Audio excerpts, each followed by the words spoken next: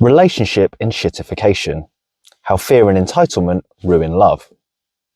Ever wondered why your romantic relationships start well, but then start to suck the life out of you? Social media holds the answer, but not in the way you might think.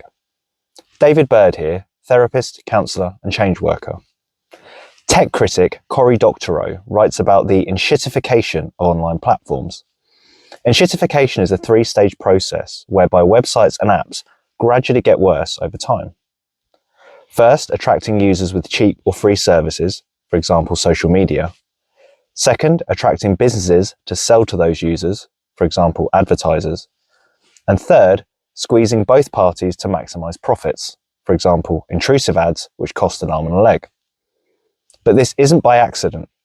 It's a Venus flytrap strategy, because once the relationships and habits exist, the platform becomes wired into culture and routine. Then it's just how we do things around here. This got me thinking about relationships. I've had a number of romantic relationships which started out great. All sweet texts, excited Friday night plans, and oxytocin-stimulating encounters for 3 to 6 months. Then life and differences would get in the way. And then things would become toxic or stale, or both. So I ask, can the enshittification process be applied to relationships? Let's see. Stage 1. Mutual investment. Both parties make the effort to be attractive to one another.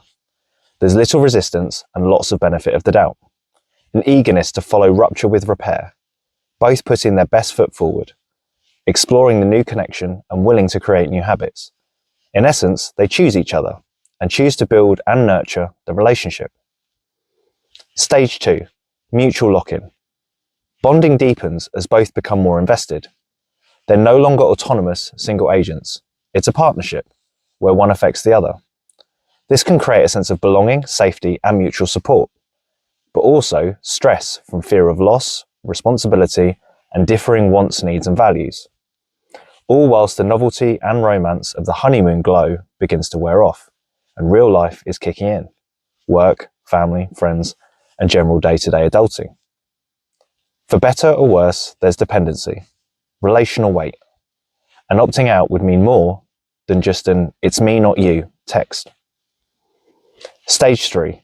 Mutual leeching. Mundanity becomes the norm. What was once cute is now annoying. Problems are ignored or avoided, but rarely resolved together.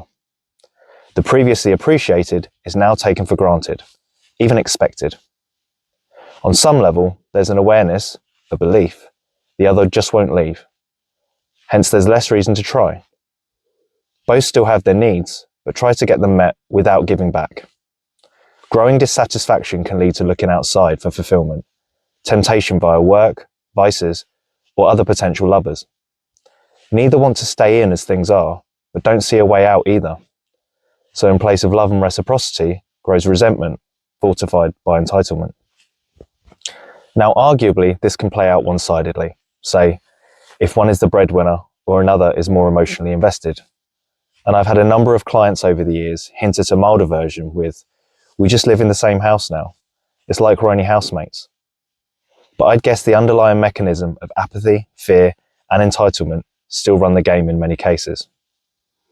I also wonder if stage 3 rests on a foundation of comfortable misery, where it's painful, difficult, or demoralizing, but not quite enough to leave.